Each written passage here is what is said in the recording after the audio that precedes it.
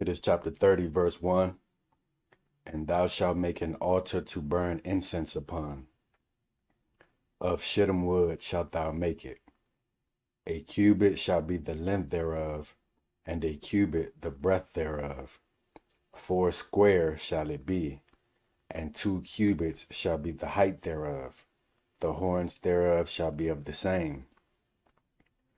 And thou shalt overlay it with pure gold, the top thereof, and the sides thereof round about, and the horns thereof. And thou shalt make unto it a crown of gold round about. And 2 golden rings shalt thou make to it under the crown of it, by the 2 corners thereof.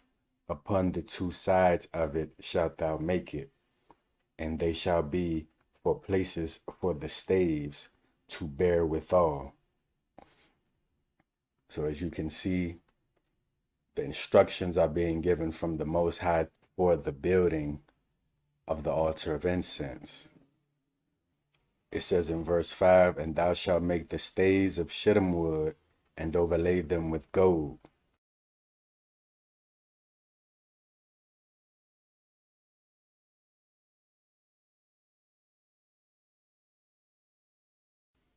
And thou shalt put it before the veil that is by the ark of the testimony. So that's where the altar of incense is, in front of the veil. That's what it means when it says before the veil. That is by the ark of the testimony. So it's on the outside of the most holy place, or what's known as the Holy of Holies.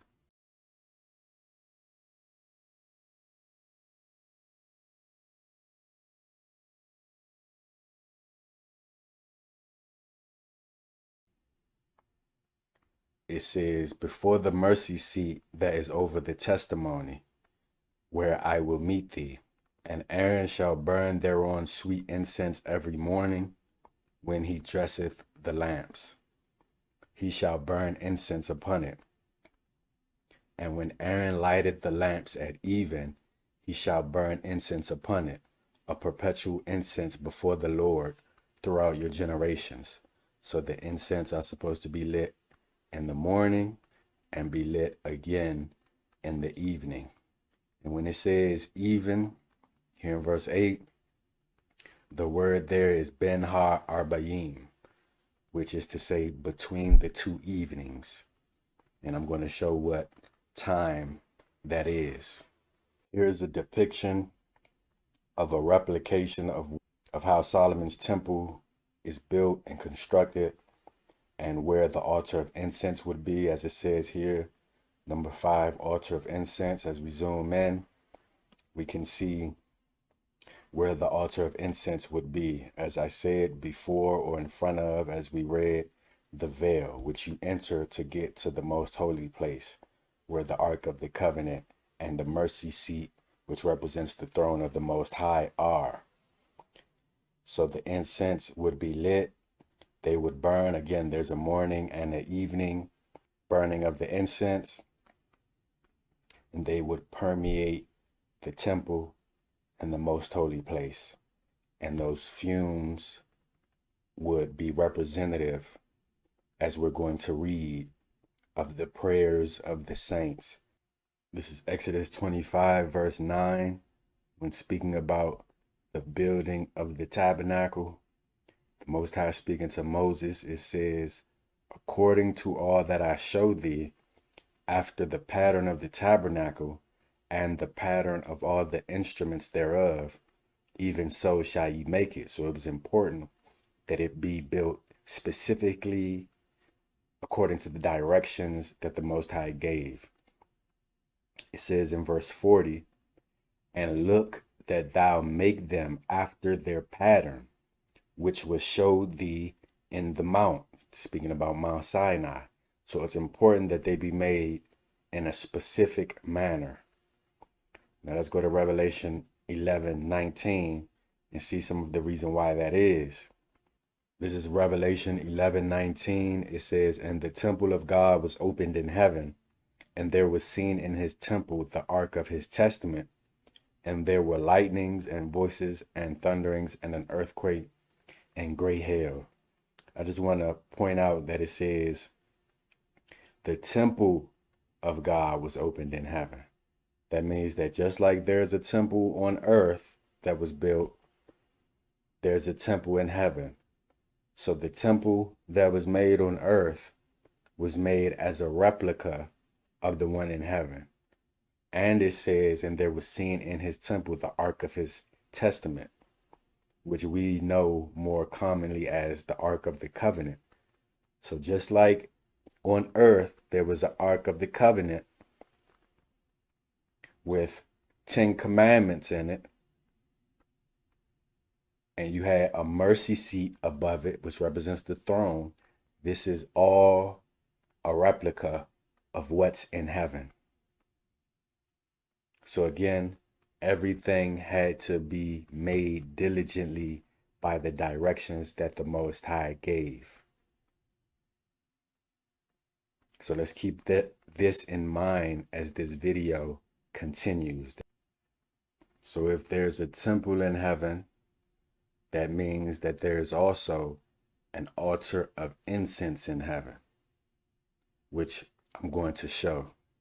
Here in Daniel chapter 9, verse 20, Daniel speaking, he says, "And whiles I was speaking and praying and confessing my sin and the sin of my people Israel, and presenting my supplication before the Lord my God for the holy mountain of my God, yea, while I was speaking in prayer, even the man Gabriel," and Gabriel is an angel, "whom I had seen in the vision at the beginning, being caused to fly swiftly, touched me about the time of the evening oblation."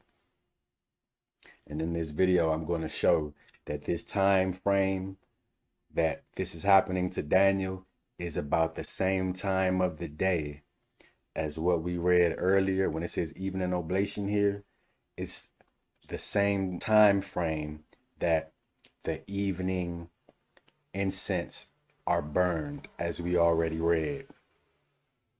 Again, I already stated that those incense represent the prayers of the saints going up to the Most High, which I'm going to show. It says, "And he informed me and talked with me and said, O Daniel, I am now come forth to give thee skill and understanding. At the beginning of thy supplications, the commandment came forth, and I am come to show thee, for thou art greatly beloved. Therefore understand the matter and consider the vision." So this is an example of Daniel praying around that same time frame to the Most High, and we can see that an angel was involved with that prayer. Luke chapter 1, verse 5. "There was in the days of Herod, the king of Judea, a certain priest named Zacharias of the course of Abia, and his wife was of the daughters of Aaron, and her name was Elizabeth. And they were both righteous before God, walking in all the commandments and ordinances of the Lord blameless. And they had no child, because that Elizabeth was barren, and they both were now well stricken in years. And it came to pass that while he executed the priest's office before God in the order of his course," talking about Zechariah, the father of John the Baptist, verse 9, "according to the custom of the priest's office, his lot was to burn incense when he went into the temple of the Lord. And the whole multitude of the people were praying without at the time of incense," meaning they were praying outside around the same time that we read about earlier, when the incense are to be burned. It says in verse 11, "And there appeared unto him an angel of the Lord standing on the right side of the altar of incense. And when Zacharias saw him, he was troubled, and fear fell upon him." So this is Gabriel again around the same time frame of the burning of the incense. And I'm going to show that that is the time frame when our ancestors had customary prayer. It says, and when Zacharias saw him, he was troubled, and fear fell upon him. But the angel said unto him, Fear not, Zacharias, for thy prayer is heard, and thy wife Elizabeth shall bear thee a son, and thou shalt call his name John. So this is another example of a saint, an Israelite, praying around this same time, and an angel coming to him, because an angel is the one who is facilitating that process. Let's continue to get more proof and understanding of that. Tobit chapter 12, verse 15. I am Raphael, one of the 7 holy angels, which present the prayers of the saints, and which go in and out before the glory of the Holy One. So this is Raphael in the original KJV Bible, or what we know as the Apocrypha, saying that he's one of the 7 holy angels which present the prayers of the saints and go in and out before the glory of the Holy One. But I just wanted to point this out, that there's an angel involved in that process when one is praying to the Most High. You don't just speak directly to him. Again, as I mentioned in my previous video about how the word of the Most High comes down to us as man, the Most High is a king. Typically, as an average person, you don't just approach the king and start talking to him. There's a chain of command that you have to go through. You will have to speak to one of his underlings, and the message would eventually be taken to the king. Psalms 141, verse 1. Lord, I cry unto thee, make haste unto me, give ear unto my voice when I cry unto thee. Let my prayer be set forth before thee as incense, and the lifting up of my hands as the evening sacrifice. So again, the prayer is related to the incense. It says in chapter 5, verse 8 of Revelation, and when he had taken the book, the 4 beasts and 24 elders fell down before the Lamb, having every one of them harps and golden vials full of odors, which are the prayers of the saints. So again, those odors, or those fumes that the incense represent, are the prayers of the saints. It says here in Revelation chapter 8, verse 3, and another angel came and stood at the altar, having a golden censer. And the censer is what contains the incense that are burning before you put it on the altar. It says, and there was given unto him much incense, that he should offer it with the prayers of all saints upon the golden altar which was before the throne. So just like on earth, it's being done in heaven, or vice versa, I should say.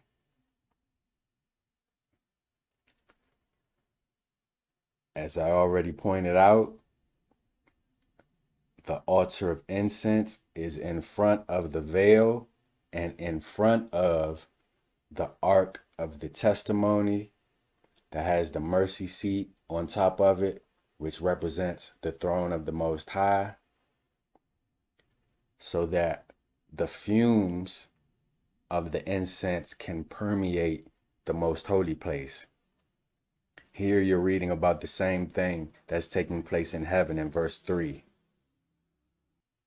It says, the angel offers it with the prayers of all saints upon the golden altar, which was before the throne.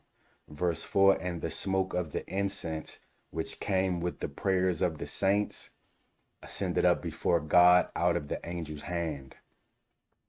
Just like in the temple, the smoke of the incense ascends into the most holy place, because that's a replication or a duplication of what's happening in heaven. And when it mentions here, it says the golden altar in verse 3, which was before the throne. You read about the golden altar in Exodus 40, where it says in verse 25, and he lighted the lamps before the Lord, as the Lord commanded Moses, and he put the golden altar in the tent of the congregation before the veil. Again, right in front of the veil, which you would go through and be immediately in front of the Ark of the Covenant. So Mashiach himself said in John chapter 11, verse 9, are there not 12 hours in the day? Speaking about the daytime or daylight per se, which particularly around the time of the spring equinox would be from 6 a.m. to 6 p.m. roughly. And so there would typically be 3 prayer times customarily throughout the day. And I'm going to show you some scriptures to show that.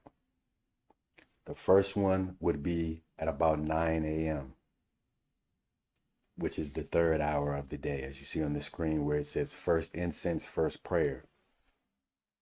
That's the same time of the first incense that we read about earlier in Exodus chapter 30. The second prayer would be around noon. And the third and final prayer time would be at the 9th hour, which would be about 3 p.m., which is the second incense and the third prayer of the day. Now, can we pray at any time? Of course, but these are the customary prayer times.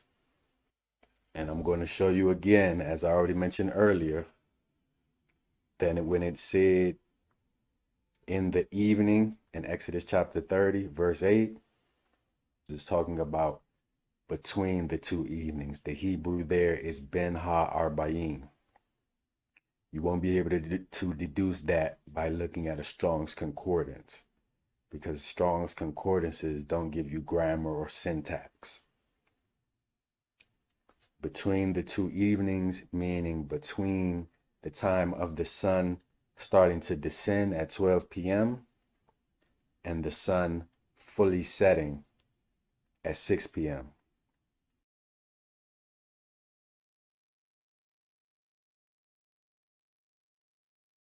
To help you understand what time frames these things are taking place in, on the screen you have the Hebrew Masoretic text along with the English KJV translation.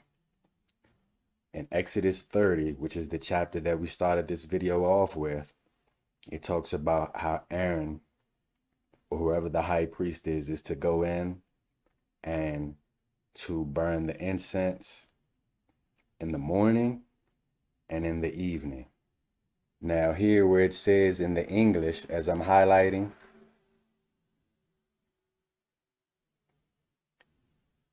where it says at even, the Hebrew actually says Ben ha-arbayim, which means, as you see at the bottom of the screen, between evening, or between the evenings, between the 2 evenings. That's what that means in the Hebrew. Again, it's Ben ha-arbayim. It's how you would say it. My pronunciation is imperfect, or my accent in Hebrew, but that's what that means. It means between the evenings. So that's when, as I just explained, the actual burning of the evening incense would take place. So the burning of the morning and the evening incense would coincide with the morning and the evening sacrifice. So here in Exodus 29, verse 39, where it talks about the daily sacrifice, it says, the one lamb thou shalt offer in the morning, and the other lamb thou shalt offer at even. Again, where it says at even, the word is really ben ha'arbayim, which means between the evenings. So it's the same time frame, time period that I already showed you, which would be around 3 p.m. Numbers 28, verse 4, which speaks about the daily sacrifice, the morning and the evening. Again, it says, the one lamb shalt thou offer in the morning, and the other lamb thou shalt thou offer at even. Same thing. As it says at the bottom of the screen, between the evenings, or ben ha'arbayim in the Hebrew. So that's that same time frame that I already explained to you. Between 12 p.m. and 6 p.m., that time in the middle, which is about 3 p.m. And that's the time that Daniel was praying.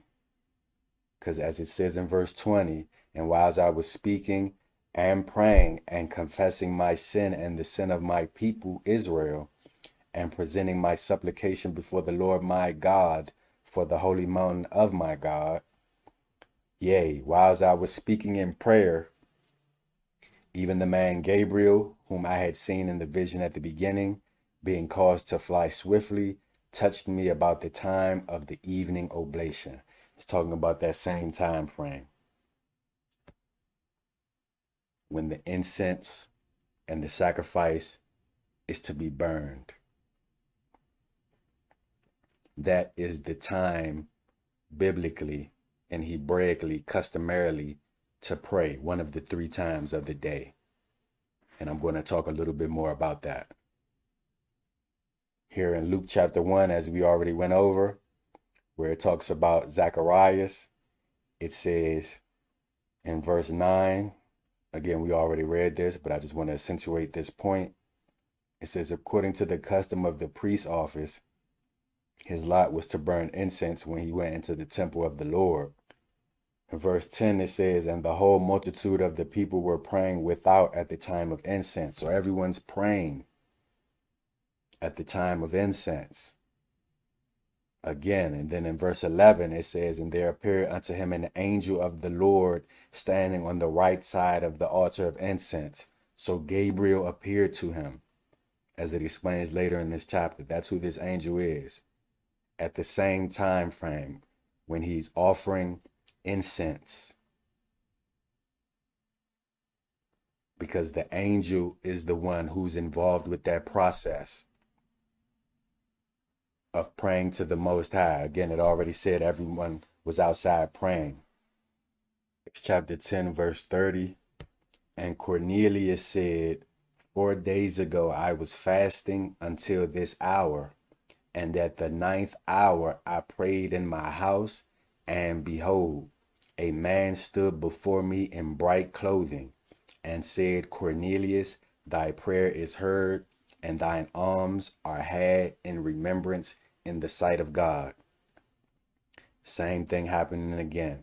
At the 9th hour, which is the time that I already explained, when the evening, which is between the evenings, when the evening sacrifice is done.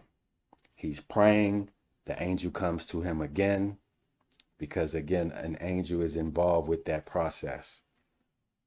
And as it says in verse 3 of the same chapter, he saw in a vision evidently about the 9th hour of the day an angel of God coming into him and saying unto him, Cornelius. Again, as it just said, it was the 9th hour of the day when the angel appeared to Cornelius. And just in case you forgot, the 9th hour is the time for the second incense and also the second sacrifice, daily sacrifice. You got the daily incense and the daily sacrifice. as well as the third prayer of the day. Now, let me show you some scriptures that show the three prayers. Psalm chapter 55, verse 17. Evening and morning and at noon will I pray and cry aloud, and he shall hear my voice. Again, those are the same time frames that I just showed you. Evening, which would be about 3 p.m., or between the evenings to be more specific, as I already explained. Morning, which would be about 9 a.m., and at noon, which is in the middle. Those are the three times to pray. Daniel 6, verse 10. Now when Daniel knew that the writing was signed, he went into his house, and his windows being open in his chamber toward Jerusalem, he kneeled upon his knees 3 times a day and prayed and gave thanks before his God, as he did aforetime. Why did he do that? Because that was Hebrew custom, to pray 3 times a day. And I already explained to you what times those are. Acts chapter 3, verse 1. Now Peter and John went up together into the temple at the hour of prayer. And what time is the hour of prayer? Being the 9th hour. And in case you forgot again, no problem. As we just read in Acts chapter 3, verse 1, the time that Peter and John went up to pray at the temple was at the 9th hour, which is roughly 3 p.m. and is the time of the second incense and the third prayer of the day. Now, to bring everything full circle, I've explained to you the 3 customary times of prayer that coincide with the 2 daily sacrifices and also a prayer in the middle.